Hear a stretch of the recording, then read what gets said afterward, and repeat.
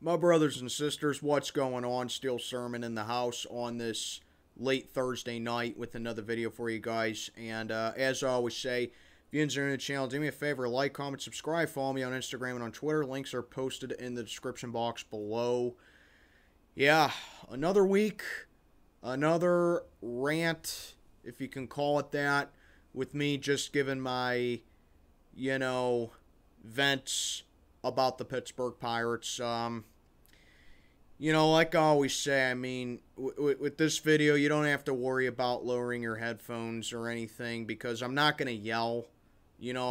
Like in my video last week I made about the Pirates, I might raise my voice at worst in this video, but as far as me, yelling like a lunatic or going insane, all this stuff, you don't have to worry about lowering your headphones. So, this video I'm going to talk about Oneil Cruz and how the fan base should actually be letting up on him and how they should be, being patient with him.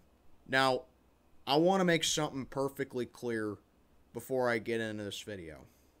Okay? I love Oneil Cruz. He's probably my favorite player on the team right now, and he has an insane ceiling as far as his career goes, okay?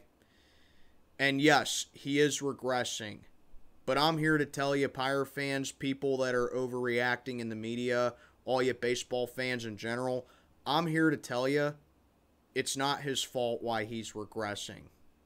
It's because of two people on the Pittsburgh Pirates, and if you guys know me, you know that I absolutely can't stand these two, and I hold them absolutely 100% accountable and responsible for why Oneil Cruz is regressing. Derek Shelton and Andy Haines, this is squarely on you guys right now. Plain and simple. First, let's talk about Andy Haines. His one-size-fits-all hitting approach does not work. Okay? We saw it in the past, even with this season. With Jack Suwinski. We saw it with Michael Chavis. Okay? If we bring up Travis Swaggerty, when or if that ever happens, we're going to see it with him. When or if we bring up Nick Gonzalez, we're going to see it with him. When or if we bring up Henry Davis when you're still the hitting coach, we're going to see it there too. Andy Haines' approach to the plate does not work. And I'm telling you, Oneil Cruz is good. Okay? First of all, he's 23 years old. Alright? The guy's a couple years younger than me. He's 23. He's going to be 24 in October, I believe. Alright? So, there's number one. Number two, he's a rookie. He got called up a couple months ago in June, and he immediately made an impact. And, when I saw Oneil Cruz at the plate, alright, I thought that right there was Oneil Cruz being Oneil Cruz right there. Making contact with the ball, hitting it the other way, hitting it hard, which, even though, yeah, we got curb stomped by the Atlanta Braves yesterday, 14-2, another 12-run loss to the season. You can add that one to the list, all right? But even in that loss, Oneil Cruz set another record. The hardest hit ball in the StatCast era hit 122.4 miles per hour. This guy is good. Okay, he's got a great set of wheels on him. He can run pretty much as fast as I can drive in a residential area. We know he's good. I mean, of course, rookies are going to go through growing pains, and they're going to go through things that set them back as a player, and they're going to go through their own personal weaknesses.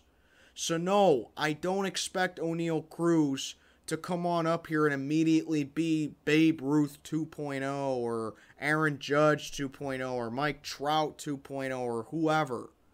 I expect him to learn who he is as a player. But see, with Andy Haines' hitting approach, with having everyone be tame at the plate for I have no idea why, taking pitches that they should not be taking, and this isn't just with Oneil Cruz, this is with all the other rookies that were called up this season alone. But it's most apparent with Oneil Cruz. All right? They're taking pitches, Cruz is taking pitches that he should not be taking for strikes. Fastballs low and away, those are pitches that he should be swinging at. Fastballs right down middle of the plate or the first pitch fastball, he should be swinging at those. If Oneil Cruz was not swinging his bat at the plate, he would just be a 6'7" player who plays shortstop, who has potential to play outfield, to be a great complement to Brian Reynolds in the outfield, who runs fast and is a hard hitter. That's all Oneil Cruz is when he's not swinging the bat. And because of Andy Haines' absolutely ridiculous approach to the plate, Oneil Cruz is batting around the 200s. He's batting either at the Mendoza line or just below it. And he could have a lot more hits if it wasn't for Andy Haines. Okay? It's not Oneil Cruz's fault for why he is regressing. It's because this clown in the dugout is telling him, take the first 2 pitches. You know, don't swing at the first pitch right away. You need to go through with what I'm telling you how to do because I'm the hitting coach. This is the same guy that got fired from the Milwaukee Brewers last year because the Brewers had one of the worst team batting averages in the league last year, even though they were, the second seed in the NL last year. Don't listen to this guy. Go to the plate.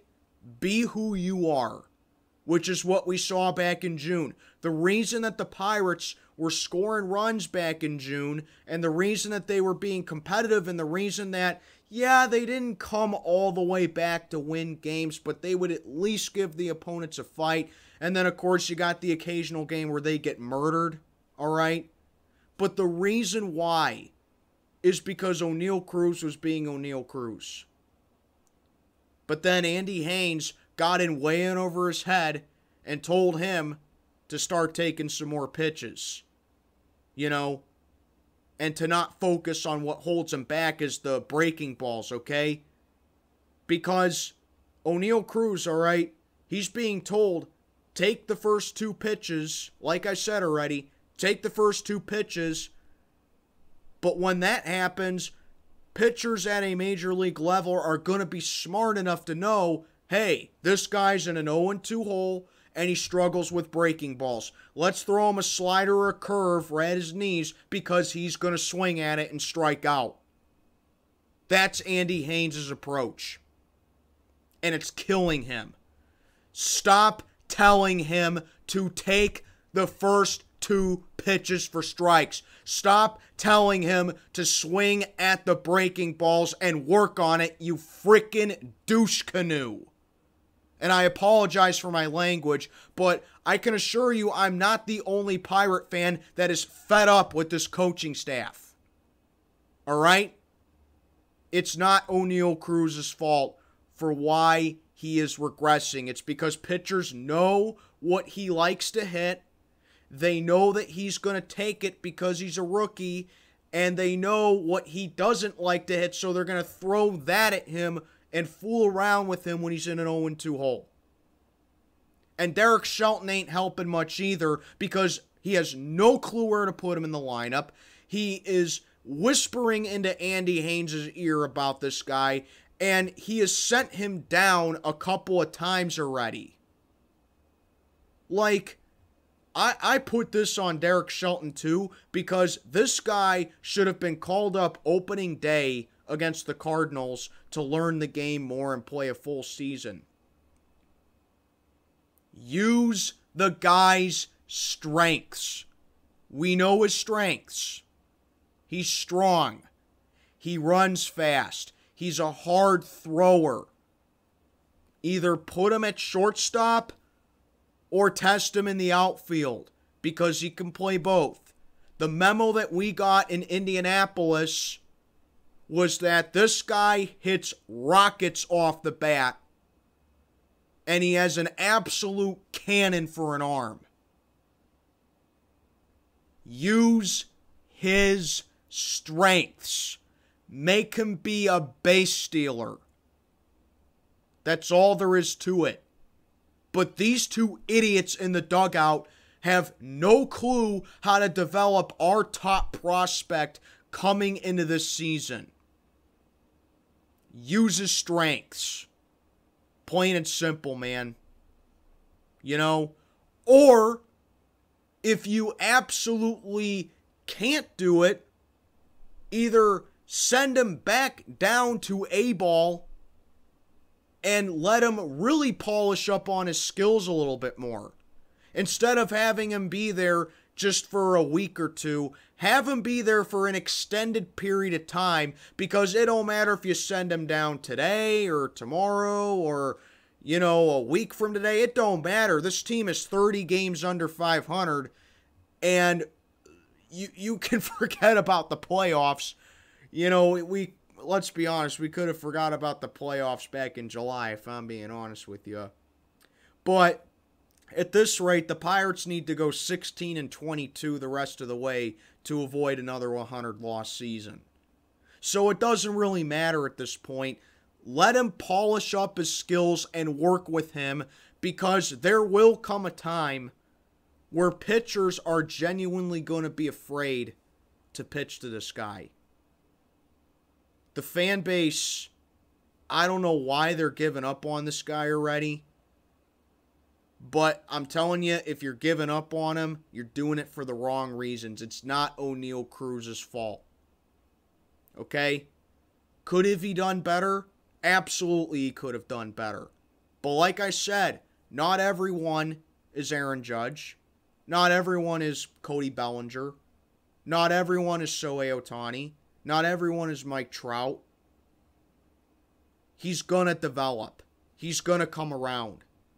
He has all the physical tools to be a great defensive player, all the physical tools to be one of the best hitters in the league, consistently batting 300, okay? Because batting 300, when I started watching baseball, batting 300, that meant that you were a great hitter. That meant that you had what it took to be one of the elite hitters in the game when you consistently batted 300. And there were a lot of those guys that batted 300. Nowadays, batting 300 is unheard of, because the average nowadays is like 270. Players don't care about getting on base anymore. All they care about is pulling every single pitch, hitting it over the wall. And you cannot let Oneil Cruz become that kind of player, because, like I said, he has all the intangibles to move forward and to become a contact hitter who absolutely can hit a home run at any given moment when he's at the plate. But I'm telling you, do not blame him for why he's regressing. It's not his fault. Like I said, all the physical tools, all the talent in the world, all the potential in the world. In my eyes, his ceiling is probably, in my eyes, this guy's ceiling is probably either Shohei Ohtani or Barry Bonds. You know, he's that good. But I'm telling you, he will never reach his ceiling as long as these two idiots, Derek Shelton and Andy Haines, are in the clubhouse and are his manager and hitting coach respectively. Or they do a complete 180. Because I'm telling you, I am losing more and more faith in this farm system and this front office and Ben Cherington I've completely lost faith in Derek Shelton and Andy Haines. Don't get that mistaken. But as the days go by, I'm losing more and more faith in this farm system and Ben Cherington. And I'm on the brink of giving up on this rebuild altogether. At this point, Cherington, Shelton, and Haines are going to have to do a complete 180 for me to have faith again. Because I've seen the potential in Oneil Cruz. We've seen it in A-ball. We've seen it in Indianapolis. We saw it his first few games in the league when we had a winning formula back then. But now everyone's going backwards because of these two clowns getting in way over their frickin' head. And thinking that, oh, well, I need to do what I think is best for the player. You need to do what's best for the player himself. Not what you think. And that's why Oneil Cruz is regressing. And that's why the fans are pissed off. And that's why I'm pissed off. I know 21 years is not a long time to be a fan, but I'm sick and tired of this crap. And I'm pretty sure I can speak for the majority of Pirate fans when I say I'm sick and tired of the losing culture here. I want to see better development from your prospects, and it better start with your number one prospect coming into the season in Oneil Cruz. And I better see it soon. Get it together, Shelton. Get it together, Haines. The fact that these two guys are probably going to be on the coaching staff next year makes me want to vomit. I'm not even kidding. Do better. Oneil Cruz, you're the man. Don't let these yinzers get to you, okay? Don't let the media downplay you, right? We know how talented you are. I have the utmost confidence that you're going to come around soon. You just need to work on those hiccups. You just need to work on those things that hold you back. And I have the utmost confidence that you're going to be a phenomenal player. Because, you know, think about it. Would this guy be hyped up, not just by the fan base, but by the MLB media in general if he was no good? Would the MLB announce that he's breaking records left and right, or he's making all these fantastic plays if he was no good? It all makes sense. So yeah, Cruz, just work on, you know, those things that hold you back. You're not Superman, but you're going to be okay. Don't let these stupid yinzers get to you, and don't let the MLB label you bust based on 2.5 months in the league. But Derek Shelton and Andy Haines, you guys are going to ruin this kid if you keep doing what you're doing. Plain and simple. Like, comment, subscribe, follow me on Instagram and on Twitter. Links are posted below. Still Sermon, check it on out for the night. May God be with you all.